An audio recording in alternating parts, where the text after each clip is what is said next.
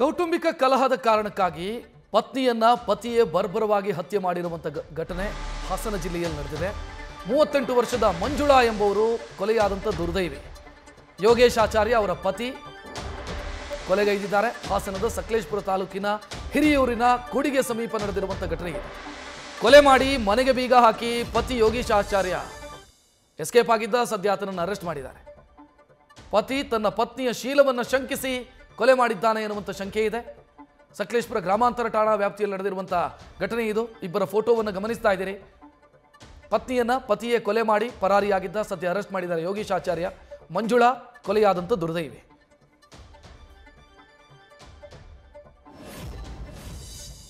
ಮದುವೆಗೆ 26 ವರ್ಷ ಆಯಿತು. ಅವರಿಬ್ಬರು ಲವ್ ಮ್ಯಾರೇಜ್. ಅವರು ನಮ್ಮ ಅಣ್ಣನೂ ನಮ್ಮ ಅತ್ತಿಗೆ ಅವರು 15 ವರ್ಷದ ಹುಡುಗಿ ಲವ್ ಮಾಡಿ ಮದುವೆ ಮಾಡ್ಕೊಂಡು ಮೆಚ್ಚಿ ಬಂದಿದ್ದು. ಅವ್ರು ಅಲ್ಲಿಂದ ಇಲ್ಲಿ ತನಕ ಚೆನ್ನಾಗಿದ್ರು. ಇಲ್ಲಿಂದ ಗುಲ್ಬರ್ಗ, ಬೀದರು ಅಲ್ಲೆಲ್ಲ ಬೇಕ್ರಿ ಮಾಡ್ಕೊಂಡು ಅಲ್ಲೆಲ್ಲ ಬಂದು ಮತ್ತು ಅಲ್ಲಿಂದ ಬಂದು ವಾಪಸ್ಸು ಮತ್ತೆ ಮನೇಲಿದ್ದರು. ಮನೆಯಿಂದ ಮತ್ತೆ ಬಂದು ಇಲ್ಲಿ ತೋಟ ಇದೆ, ಅಲ್ಲಿ ತೋಟದ ಹತ್ರ ಒಂದು ಮನೆಯ ಬಾಡಿಗೆ ಮನೇಲಿದ್ದರು. ಅಲ್ಲೆಲ್ಲ ಮುಗಿದು ಮತ್ತೆ ವಾಪಸ್ಸು ಇಲ್ಲೇ ಸೈಡ್ ತಗೊಂಡು ಅದರಲ್ಲಿ ಮನೆ ಕಟ್ಕೊಂಡು ಅನಿನಾಗಿ ಚೆನ್ನಾಗಿದ್ರು. ಏನು ಪ್ರಾಬ್ಲಮ್ ಏನು ಇರ್ತಿಲ್ಲ. ಆಮೇಲೆ ಇವರು ಯಾರೋ ಅವರು ಅಂಕನಳ್ಳಿ ಕಡೆಯವರು ಸ್ವಲ್ಪ ಇವ್ರಿಗೂ ಸ್ವಲ್ಪ ಅಡ್ಜಸ್ಟ್ ಆಯಿತು. ಅವ್ರೇನು ಮಾಡಿದ್ರು, ಇಲ್ಲಿದ್ದವ್ರು ಅಲ್ಲಿಗೆ ಹೋಗೋರು, ಅಲ್ಲಿದ್ದವ್ರು ಇಲ್ಲಿಗೆ ಹೋಗೋರು. ನಮ್ಮ ಅತ್ತಿಗೆ ಅದನ್ನೇ ಮಾಡಿಬಿಟ್ರು. ಆ ಹುಡುಗನ ಮದುವೆ ಆಗಿಲ್ಲ ಇನ್ನು ಅವ್ರದ್ದು. ಆಮೇಲೆ ಇವಳೇನಂದು ನೀನು ಸಾಯ ತನಕವ ನೀನು ಬಟ್ಟೆನ ತೊಳೆಯೋಕ್ಕಲ್ಲ, ಸಾಯಕ್ಕೆ ನೀನು ಅಡುಗೆ ಮಾಡಿಕ್ಕಲ್ಲ ಅಂತ ಅವಳಂದು.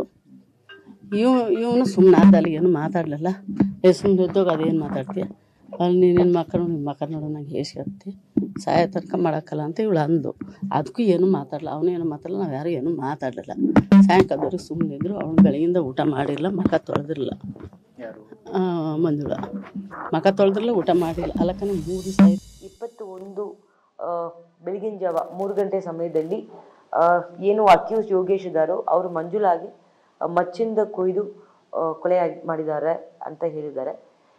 ಇದು ಅವರು ಹೇಳಿದಂಗೆ ಸ್ಥಳದಲ್ಲಿ ಕೊಲೆ ಆಗುವ ಸಮಯದಲ್ಲಿ ಅಕ್ಯೂಸ್ಡ್ ತಾಯಿ ಸಾವಿತ್ರಮ್ಮ ಮತ್ತು ಅಕ್ಯೂಸ್ ಜೊತೆಗೆ ಕೆಲಸ ಮಾಡ್ತಾ ಇರುವ ವೆಂಕಟೇಶಯ್ಯನು ಸಹ ಸ್ಥಳದಲ್ಲಿ ಇದ್ರು. ಸ್ಥಳದಲ್ಲಿ ಇರುವ ಸಮಯದಲ್ಲಿ ಅವರು ಜಗಳ ಬಿಡ್ಸಕ್ಕೆ ಹೋಗುವಾಗ ಅವ್ರಿಗೂ ಸಹ ಬೆದರಿಕೆ ಉಂಟು ಮಾಡಿ ಅಲ್ಲಿಂದ ಕಳಿಸಿರ್ತಾರೆ. ಅದಾದ್ಮೇಲೆ ಯೋಗೇಶ್ ಅವರು ಮಂಜುಳಾಗೆ ಕೊಲೆ ಮಾಡಿರ್ತಾರೆ ಅಂತ ಪ್ರಕರಣ ದಾಖಲಾಗಿದೆ.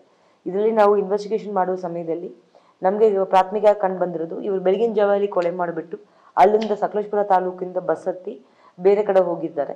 ನಾವು ಈಗಾಗಲೇ ಏನು ಅಕ್ಯೂಸ್ ಯೋಗೇಶ್ ಇದ್ದಾರೋ ಅವ್ರಿಗೆ ನಾವು ಹಾಸನ ತಾಲೂಕಲ್ಲಿ ನಾವು ದಸ್ತಗಿರಿಯನ್ನು ಮಾಡಿ ತನಿಖೆಯನ್ನು ಮುಂದುವರಿಸಿದ್ದೀವಿ.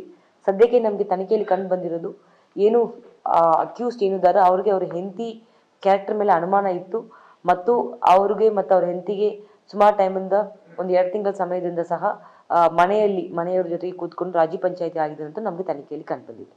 21 ಬೆಳಗಿನ ಜಾವ 3 ಗಂಟೆ ಸಮಯದಲ್ಲಿ ಏನು ಅಕ್ಯೂಸ್ ಯೋಗೇಶ್ ಇದ್ದಾರೋ ಅವರು ಮಂಜುಳಾಗಿ ಮಚ್ಚಿಂದ ಕೊಯ್ದು ಕೊಲೆ ಮಾಡಿದ್ದಾರೆ ಅಂತ ಹೇಳಿದ್ದಾರೆ. ಈ ಬಗ್ಗೆ ಹೆಚ್ಚಿನ ಡೀಟೇಲ್ ನೀಡೋದಕ್ಕೆ ನಮ್ಮ ಪ್ರತಿನಿಧಿ ಕಿರಣ್ ನೇರ ಸಂಪರ್ಕದಲ್ಲಿ. ಕಿರಣ್, ಅವರ ಸಂಬಂಧಿಕರು ಯಾರೋ ಮಾತನಾಡಿದ್ದನ್ನು ಕೇಳ್ಕೊಂಡ್ವಿ. ಅವರು ಹೇಳ್ತಾರೆ ಪ್ರೀತಿಸಿ ಮದುವೆ ಆದವರು ಅಂತ. ಪ್ರೀತಿಸಿ ಮದುವೆ ಆದವರ ಮಧ್ಯೆ ಈ ರೀತಿ ತಾಳಮೇಳ ತಪ್ಪೋದಕ್ಕೆ ಏನು ಕಾರಣ?